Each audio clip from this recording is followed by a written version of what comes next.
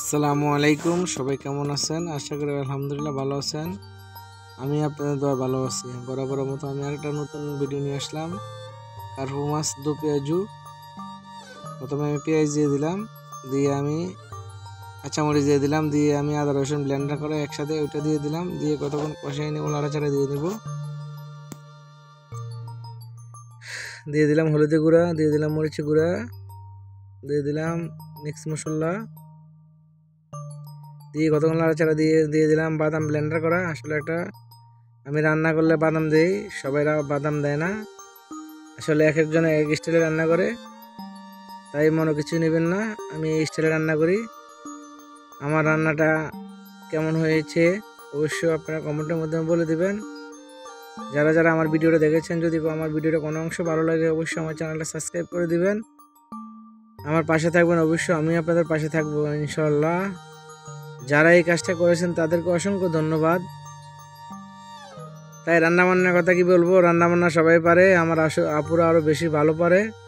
আমরা ছেলে মানুষ, আমরা কি পারবো, যাক যতটুকু পারি এতটুকু দিতে চেষ্টা করি, যেহেতু আরও ভবিষ্যতে আরও ভালো ভালো দিতে চেষ্টা করি।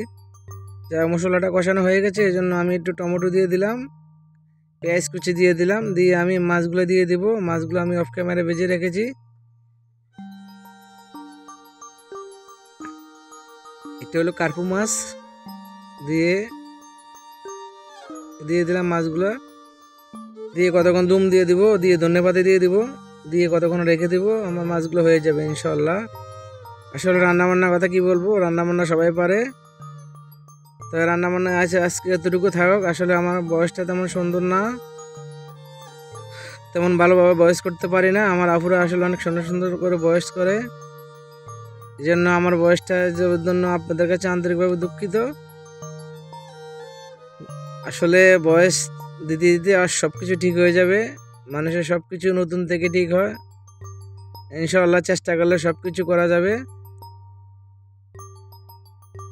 এই জন্য আপনারা আমার জন্য দোয়া করবেন, যেন আমি আরও ভালো ভালো বয়সটা দিতে পারি। সবাই ভালো থাকবেন। আসসালামু আলাইকুম।